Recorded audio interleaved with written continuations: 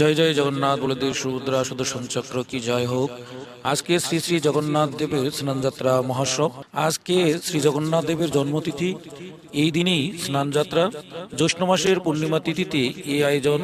তবে কেন স্নান হয় এই জগন্নাথ দেবের? শাস্ত্রে পুরাণ অনুযায়ী জানা যায়, ইচ্ছা প্রকাশ করেছিলেন স্বয়ং ভগবান জগন্নাথ দেব।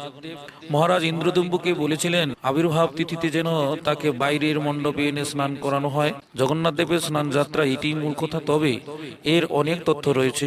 আরও এক পৌরাণিক কাহিনী রয়েছে। কলিতে যিনি জগদীশ্বর জগন্নাথ, দাপর যুগে তিনি হচ্ছেন ভগবান শ্রীকৃষ্ণ। একসময় গোপীদের স্নানে বস্ত্রহরণে বর্ণিত রয়েছে এই লীলায়। সেই দিন শ্রীমতী রাধারানী প্রতিজ্ঞা করেছিলেন, এমন একদিন আসবে যখন জগতের সবার সামনে হবে জগৎ প্রভুর স্নান।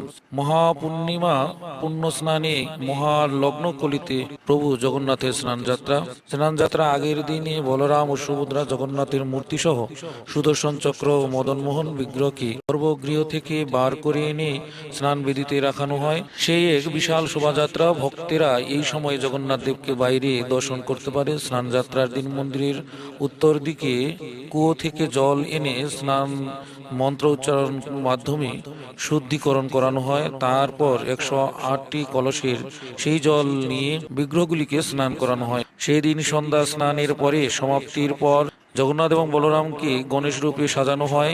এই রূপটিকে বলা হয় গজবেশ। স্নানযাত্রা থেকে রথযাত্রার সময়কাল কথিত আছে। স্নানযাত্রার পর ভগবান জ্বরে পড়ে তিন ভাই বোন। 14 দিন জগন্নাথ বলরাম সুভদ্রাকে আলাদা একটি ঘরে রাখানো হয়। ঈশ্বরের এই অসুস্থতার সময়কে বলা হয় অনশন। ভক্তরা দেবতারা দর্শন পান না। সেই সময় মন্দিরের বিগ্রহের বদলে একটি চিত্রপট রাখানো হয়। জ্বর থেকে সেরে উঠে মাসির বাড়িতে ঘুরতে যান জগন্নাথ বলদেব সুভদ্রা।